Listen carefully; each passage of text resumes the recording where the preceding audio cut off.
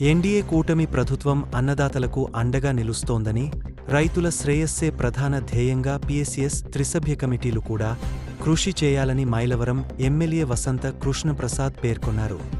ఉచిత బస్సు నేటి నుంచి మరింత పెరగనున్న రద్దీ ఆంధ్రప్రదేశ్ ఉచిత బస్సు పథకానికి రాష్ట్రంలో మహిళల నుంచి మంచి ఆదరణ లభిస్తోంది.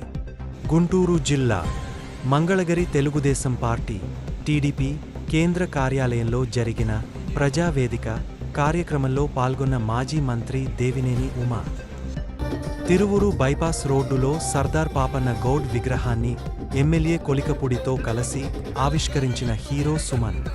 ఈ కార్యక్రమానికి భారీగా హాజరైన అభిమానులు, గౌడ కులస్తులు. కూటమి ప్రభుత్వం అధికారంలోకి వచ్చిన తర్వాత స్పీకర్ ఫా అయ్యన్నపాత్రుడు, తెలుగుదేశం పార్టీ అధ్యక్షుడు పల్లా శ్రీనివాస్ని, అలానే 2 కేంద్ర మంత్రి పదవులలో రామ్మోహన్ నాయుడు బీసీ వర్గాలకు కూటమి ప్రభుత్వం కల్పించిందని ఎమ్మెల్యే కొలికపూడి అన్నారు.